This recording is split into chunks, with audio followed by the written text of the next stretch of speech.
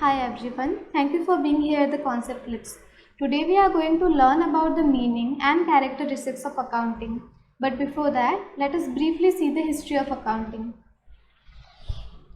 Due to the limitations of the barter system, which I have explained in the previous clip, there was a need for another medium of exchange accepted by all. Money is such a medium of exchange. Transactions made with the help of money are called monetary transactions. To record the monetary transactions, accounts of the inflow and outflow of the cash have to be prepared.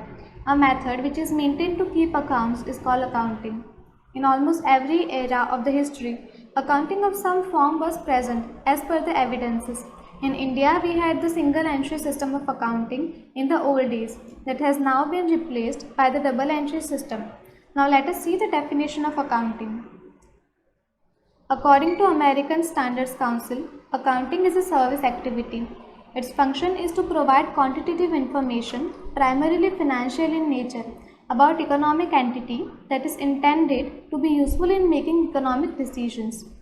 From the above mentioned definition, let us see the characteristics of accounting. Number 1. Financial characteristic. Now, under the system of accounting, we only record the transactions that have been carried out in monetary terms. No non-monetary transactions get recorded. See, for example, I got a pen from Mr. X and handed him 10 rupees in exchange of the pen.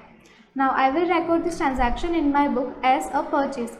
But instead of giving him money, if I had given him a notebook in exchange of the pen, I won't be able to record such a transaction in the books of accounts. Number 2. Money as a medium of exchange. As we have seen earlier, only the transactions which have either resulted in expenses or incomes will be recorded in the books of accounts. Money is the value one exchanges for goods, services and commodities. Number 3. Classification and analysis of transactions. In accounts, different types of transactions are recorded. Some are made in cash form and other may be non-cash transactions, that is credit transactions. These transactions result into expenses, incomes, assets, liabilities, purchases and sales.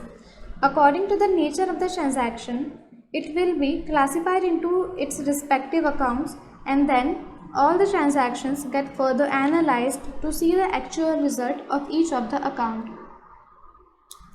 Number 4. Interpretation of transactions.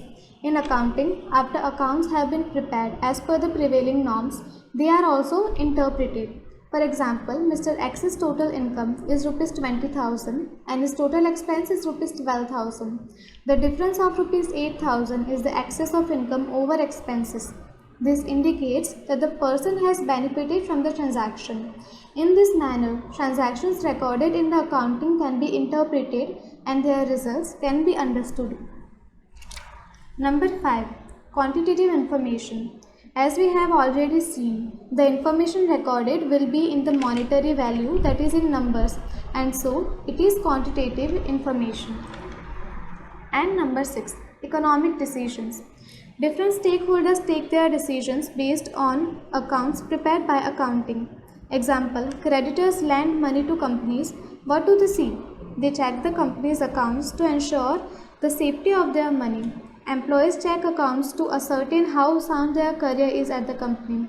Company studies its own accounts for policy formulation. All these are the financial and economic decisions considered by different stakeholders. So with that, we have completed the meaning, history and characteristics of accounting. Thanks again for being here. See you all in the next clip. Bye.